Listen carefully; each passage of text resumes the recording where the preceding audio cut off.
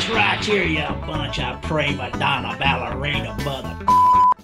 Welcome everyone, I'm Jordan Sharp. We are running through all 32 teams in the NFL and their future odds updates as we head into training camp in just a couple of weeks. We're on the AFC South right now, taking a look at a team that was the worst in football last season, but according to some and according to the sports books, could be in for a pretty solid rebound this season, and that's the Houston Texans. And even though their Super Bowl price sitting at plus 6,600 right now, still could be just slightly undervalued, and it could lead to pretty good ATS value for the Texans this season. Now, the big question is, what is their offense going to look like? But I'll get to that in a second, because I think their defense is going to be where their money lies this season. They should have an excellent pass rush, and I think their defense is what's going to be winning them most of their games this season. Now, the offense is another question, as Ryan Fitzpatrick comes in to take over for Matt Schaub, and it could just be a lateral move for this team, which is not going to help them much in the long run. But of course, this looks like just a stopgap measure for them to try to get through this season and try to be at the top of the draft next year, and hopefully be able to be there to draft a quarterback as well. And their AFC price is also right there at plus 2,800.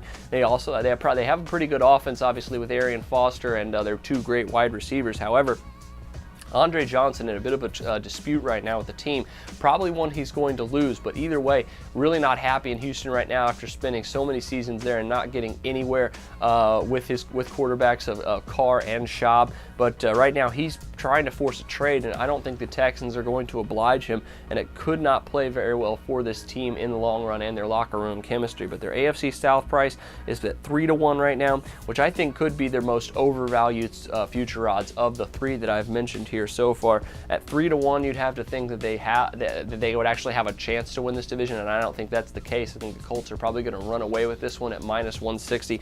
Still pretty good defensively, like I said, but they're just not quite there offensively to be able to compete with teams like the Colts in this division. I think they'll finish second.